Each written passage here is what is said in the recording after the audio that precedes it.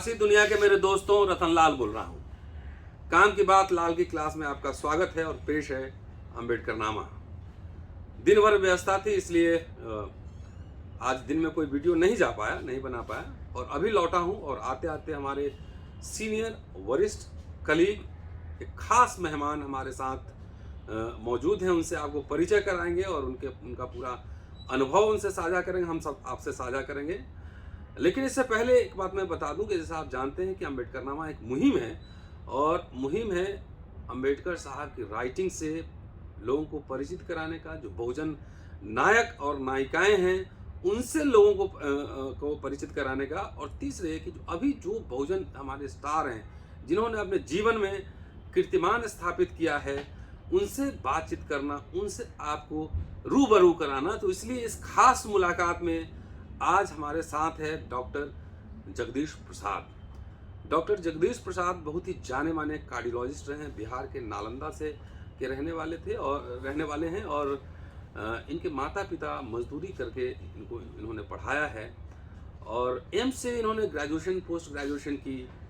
उसके बाद ये DG health, director general health government of India, उसमें उन्होंने सेवा की और वहाँ से रिटायर्ड हुए और इनको पद्म श्री भी मिला है। तो आपसे इस खास मुलाकात में डॉक्टर जगदीश प्रसाद जी से आपको मिलवाते हैं।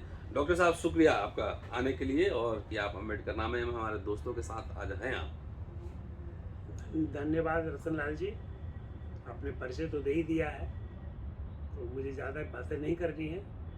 मैं दिल्ली में 1972 में आया और यहाँ से graduation all India institute of medical science से ग्रेजुएशन पोस्ट ग्रेजुएशन करने के बाद हम बॉम्बे चले गए। बॉम्बे से मैंने कार्डियक सर्जरी की। सफदरजंग में मैंने चीफ कार्डियक सर्जरी ज्वाइन किया, क्योंकि वहाँ पर कोई कार्डियक सर्जन नहीं थे। तो मेरी नियुक्ति यूपीएससी से सीधे डायरेक्टर प्रोफेसर के पद पर हुई थी। हमने कार्डियक सर्जरी को बहुत सिंप्लीफाई कर दिया। गरीब लोग जो काफ़ी दिनों से वेट कर रहे थे, उनको कम पैसे में ऑपरेट किया। इस बात को देखते हुए सरकार ने, जब हम 36 ईयर्स के थे इन 91, हमें सरकार ने पद्म श्री अवार्ड की। और उसके बाद 92 में ही मुझे फिर डायरेक्टर प्रोफेसर बना दिया गया। फिर मुझे फेलोशिप मिला और मुझे मौका मिला अमेरिका जाने का। तो 92, 93, 92 में मैं डॉक्टर डिडली जॉनसन, जो कि बाईपास में वर्ल्ड में माहिर थे, उनके साथ मैंने काम किया। 93 में मैं डॉक्टर डेंटल कूली, जिन्होंने उस ज़माने में हर इंडियन को ऑपरेट करते थे, बाईपास सर्जरी करते थे, उनके साथ काम करने का मौका मिला। और 98 में हम इटली गए। कैलिफोर्निया से मैंने बीटिंग हार्ट सर्जरी सीखा। वाह! अब बीटिंग हार्ट सर्जरी इंडिया में नहीं होती थी, तो सबसे पहले बीटिंग हार्ट सर्जरी मैंने इंडिया में शुरू किया। इसकी काफ़ी आलोचना होती थी शुरू में, लेकिन आज लोग beating heart surgery, bypass surgery करते हैं और इससे आदमी की जल्दी रिकवरी होती है। हमने ऐसे पेशेंट को भी ऑपरेट किया जिसको बेहोश नहीं किया जा सकता था, तो होश में ही रह करके उनको लोग रीजनल एनेस्थीसिया दे करके मैंने बाईपास सर्जरी किया। और 42 ईयर्स के एज में भारत सरकार ने मुझे सफदरजंग हॉस्पिटल जैसे बड़े अस्पताल का, जो एम्स के बराबर है, वहाँ का मुझे हेड बना दिया गया। वाह! और मैं वहाँ का 1 साल के अंदर वहाँ का फाउंडर प्रिंसिपल भी बना। फिर मैं 2000 से लेकर के 2010 तक वहाँ का हेड रहा, प्रिंसिपल रहा, कॉलेज का फाउंडर प्रिंसिपल।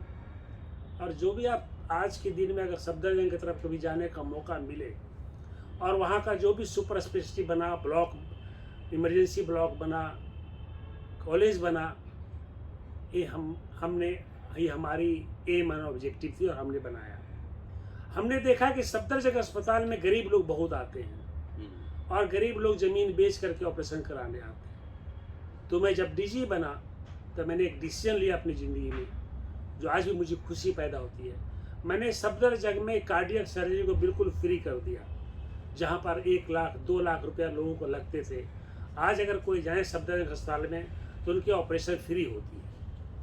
ये हमारे लिए बहुत ही संतोष की भावना है कि जिस गरीब परिवार से हम आते हैं, कम से कम उन गरीब लोगों को हम हृदय शल्य चिकित्सा फ्री में कराने में समर्थ हुए, तो एक हमें अपनी एक संतुष्टि पैदा होती है। आपको बताते हुए मुझे अपने माता पिता के आशीर्वाद का गर्व होता है कि इसी साल All India Institute of cardiothoracic and vascular surgery ने मुझे लाइफ टाइम अचीवमेंट अवार्ड दिया। वाह, बधाई बधाई आपको। जी धन्यवाद। और मैंने डीजी रहते हुए मैंने सिस्टम को इतना, नेशनल प्रोग्राम को इतना चेंज किया, खास करके बिहार में कालाजार बहुत था, फलेरिया, कालाजार, ये सब जो है अब नाउ एलिमिनेशन के कगार पर आ गया है। हमने पॉलिसी चेंज कर दी, हमने टीबी की दवा को न्यू ड्रग दिया, उसकी न्यू ड्रग से ट्रीटमेंट करना शुरू कर दिया। मलेरिया को प्रोग्राम इस तरह से बनाया कि जहाँ पर मलेरिया से लोग हर साल लाखों लोग मर जाते थे, खास करके उड़ीसा में, छत्तीसगढ़ में, मेघालय में, आज उनकी संख्या 2014 से कंपेयर करें, 13 से कंपेयर करें, 12 से कंपेयर करें और आज के दिन में, तो घट करके समझिए कि 100% से लेकर के 15% रह गया है। और ये सब हमारी एक पॉलिसी के कारण हो पाया है। तो ये हमारे क्षेत्र में मैंने काम किया है, लेकिन अब आप लोगों के बीच में हम आए हैं और हम चाहते हैं कि हम अपने लोगों को, अपने गरीब लोगों को, गरीब भाइयों को, जिनके बच्चे, जिनकी माँ बाप खेतों में मजदूरी करते हैं, उन बच्चों को, उन माँ बाप को जिनके माँ बाप सफाई कर्मचारी के काम करते हैं और उनके बच्चे भी सफाई कर्मचारी बन जाते हैं, उन बच्चों को हम कैसे आगे ला सकें, उन बच्चों को हम कैसे आगे बढ़ने की प्रोत्साहित कर सकें, ये हमारा ध्येय है। और इसी ध्येय के साथ हम समाज में उतरना चाहते हैं ताकि हर मजदूर के बच्चे हमसे भी बड़ा आदमी बन सके। हमारी यही ध्येय है कि अगर हम अपने से बड़ा बना सकें अगर किसी मजदूर के बच्चे को, तो हम चाहेंगे कि हमारी जीवन भी एक सफल हो गई। धन्यवाद। एक दो सवाल और डॉक्टर साहब, आप शरीर का इलाज करते हैं और मैं समाज का डॉक्टर हूँ। तो मैंने देखा है, मैं विश्वविद्यालय में, दिल्ली विश्वविद्यालय में पढ़ा रहा हूँ, 23 वर्षों से पढ़ा रहा हूँ। मैंने देखा है कि जो शरीर की डॉक्टरी पढ़ के अमेरिका इंग्लैंड से भी लोग आते हैं, जो वो सामाजिक रूप से बीमार होते हैं ज़्यादातर अमूमन। मेरे कहने का मतलब ये है कि एक दलित, बहुजन, बैकवर्ड ट्राइब वो नौकरी तो पा सकता है, लेकिन स्वाभिमान के साथ सीना चौड़ा करके, रीढ़ सीधा करके नौकरी खत्म नहीं कर पाता है अगर स्वाभिमान के साथ रहना पड़ता है। मतलब आपका एक शानदार और लंबा करियर रहा है, तो आपको कभी जातीय दमन, भेदभाव, इस तरह का कुछ उसमें खेल, लीला जिसको मैं कहता हूँ, वो लीला कभी देखने को मिला? हर बार आप ये समझिए कि अगर मेरी कहानी आप सुनेंगे तो आप ये सोचेंगे कि किसी दीवार को तोड़ करके कैसे पार किया जाता है, उससे भी कठिन हमें संघर्ष करना पड़ा।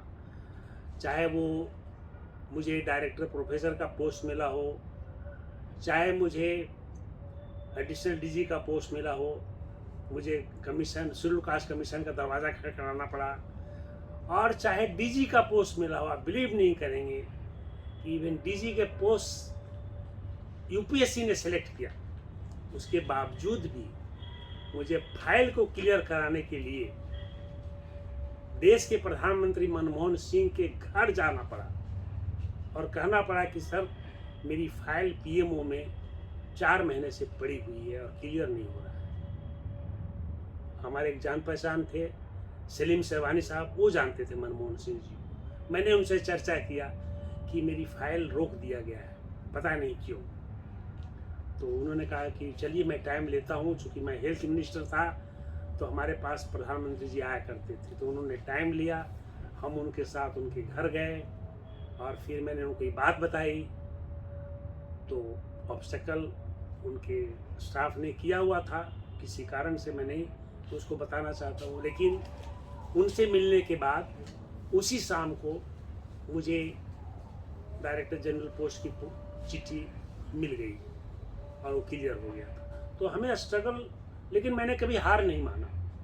इवन आपको बता दें कि यूपीएससी में मेरी सिलेक्शन के लिए मुझे इंटरव्यू लेटर नहीं मिला था, बिलीव नहीं करेंगे, क्योंकि पोस्ट जनरल का था। तो कहा कि शेड्यूल कास्ट को कैसे दिया जाए। मैं चेयरमैन के घर चला गया। चेयरमैन को मैंने बताया कि सर मुझे क्यों नहीं इंटरव्यू लेटर दिया गया। तो नहीं, देखिए पोस्ट तो जनरल का है और आपका एक्सपीरियंस अभी 2 साल और कम है। मैंने कहा सर एक्सपीरियंस कम है, ईयर में कम है, लेकिन क्वालिटी आप देखिए, किस जो भी यहाँ इसमें अप्लाई किया है उसमें किसी को ओपन हार्ट सर्जरी करने नहीं आता। और गवर्नमेंट को चाहिए ऐसा सर्जन जो ओपन हार्ट सर्जरी कर सके। और मैं ही एक ऐसा आदमी हूँ कि सफदरजंग में ओपन हार्ट सर्जरी अभी एडॉक पर कर रहा हूँ और करूँगा। किसी और को सिलेक्शन कर लेंगे तो फिर यहाँ पर सर्जरी बंद हो जाएगी। चेयरमैन साहब बहुत नाराज हुए कि आप मेरे घर आए, आपका सिलेक्शन नहीं होगा। मुझे इंटरव्यू टेलीफोन करके बुलाया गया और मेरा सिलेक्शन हो गया। तो मेरी शुरुआत ही इसी तरह से हुई। मैंने कभी हार नहीं माना रतनलाल जी, और मैं ना कभी अपने दिमाग में सोचा ही नहीं कि नहीं हो सकता है। मैं ये कभी नहीं सोचा कि मेरे माँ बाप इतने इस तरह के करते हैं और मुझे आगे नहीं बढ़ना है। मैं उस समय भी जब छोटा था तो भी मैं सोचता था कि मुझे इस देश का बहुत बड़ा साइंटिस्ट बनना है। उस समय देश के प्रधानमंत्री पंडित नेहरू थे। तो मैं सोचता था, मैं बाबूजी से कहता था, बाबूजी या तो बहुत बड़ा साइंटिस्ट बनूंगा और नहीं तो देश का प्रधानमंत्री बनूंगा। ये बोला करता था। मतलब आप बिलीव नहीं करेंगे, क्लास 4th में मैं बोला करता था। जब मैं क्लास 4th था, क्या बटोगे बेटा, तो मैं कहता था कि मैं बनूंगा। आप सोच नहीं सकते हैं कि हम लोग कैसे पढ़े। हम लोग मकई के दर्रा खा के पढ़े, बिना किताब का MBBS, फर्स्ट MBBS पास की। सेकंड MBBS में मेरी भाई की नौकरी लग गई, फिर उन्होंने सपोर्ट करना शुरू किया, तब हमने किताब खरीदना शुरू किया। उस फर्स्ट MBBS तक हमारे पास किताब खरीदने के लिए पैसे नहीं थे। तो गरीबी कोई नहीं होता। अगर आदमी सोच ले अपने दिमाग में कि मुझे आगे बढ़ना है, दुनिया की कोई ताकत उसको आगे बढ़ने से नहीं रोक सकता। नहीं, चलिए देखिए साथियों, ये जो डॉक्टर जो कि सबसे साइंटिफिक लैब में पढ़ता है, वो जानता है कि A+ जो है ब्लड ग्रुप सबका होता है। वो दलित का भी होता है, मुस्लिम का भी होता है, ब्राह्मण का भी, सबका होता है।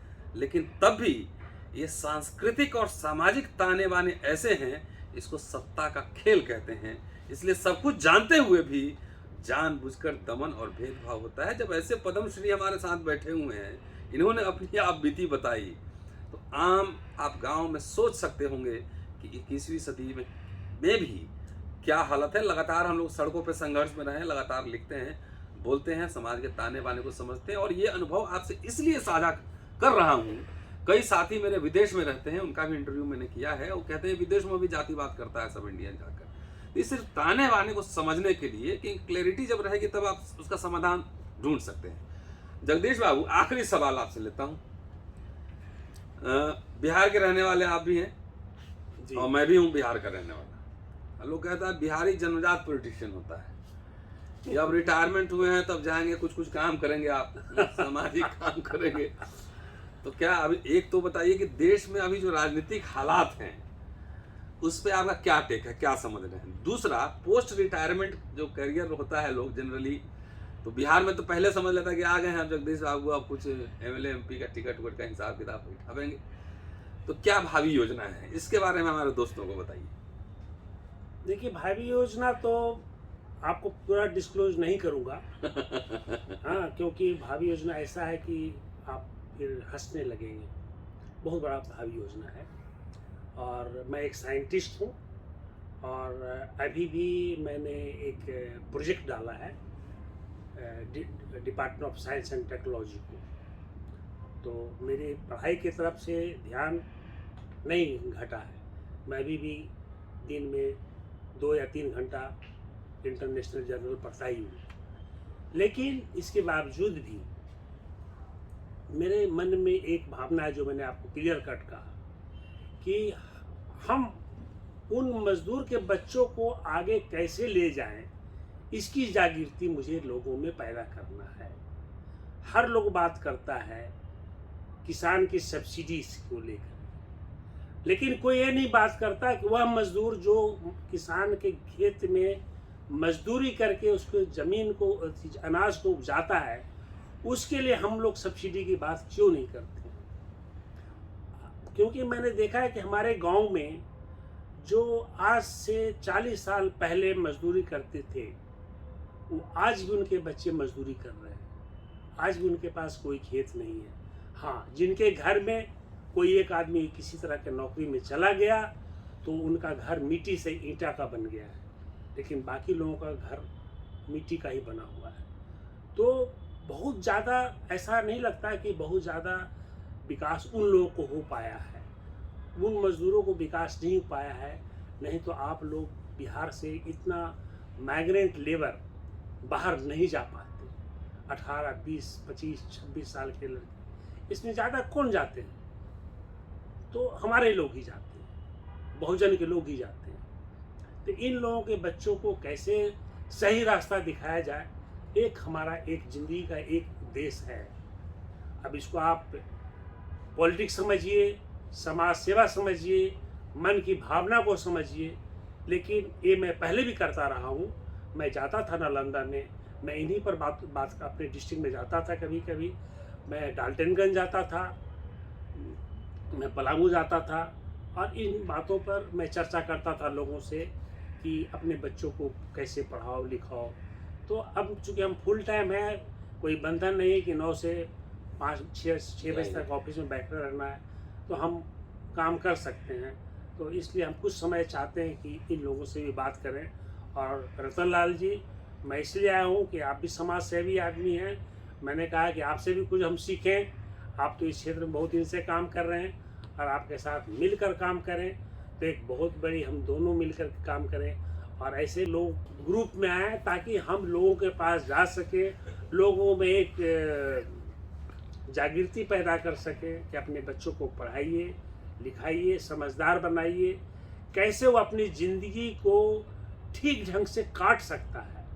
ये बहुत अपने, अगर पढ़े लिखेगा तो अपने अधिकार को समझेगा, नहीं पढ़े लिखेगा तो अपने अधिकार को समझ नहीं पाएगा। इसलिए ज़रूरी है कि उसको पढ़ाना, जरूर इसके लिए ज़रूरी है कि हमें शिक्षित करना। शिक्षित करने पर उसमें अपने आप डेवलपमेंट आ जाएगा। ये मेरा एक बहुत बड़ा ध्येय है। दूसरा ध्येय है कि स्वास्थ्य को लेकर के, चूँकि हम खुद डॉक्टर रह चुके हैं, तो हम अभी आपके माध्यम से सभी लोगों को, जो भी 50 साल से ऊपर हैं, जिनको कोई रोग है या रोग नहीं है, आरोग्य लोगों को ही कहता हूँ कि अपना चेकअप जरूर कराइए, हर साल कराइए, ताकि रोग हो ही नहीं पाए और आपको अस्पताल जाने की ज़रूरत नहीं पड़े। इसलिए मेरी आग्रह है सभी लोगों से कि आरोग्य लोगों को भी अपनी चेकअप जा करके हॉस्पिटल में करानी चाहिए। तो ये थे डॉक्टर जगदीश प्रसाद, रिटायर हो चुके हैं और फुल टाइम समाज को देने के मूड में हैं, समाज सेवा के मूड में हैं। ये थी हमारी खास मुलाकात। दोस्तों, आप जानते हैं अम्बेडकरनामा एक मुहिम है, इसको देखिए और दिखलाइए। Keep watching and sharing Ambedkarnama. Thank you दोस्तों, फिर मुलाकात होगी। Thank you.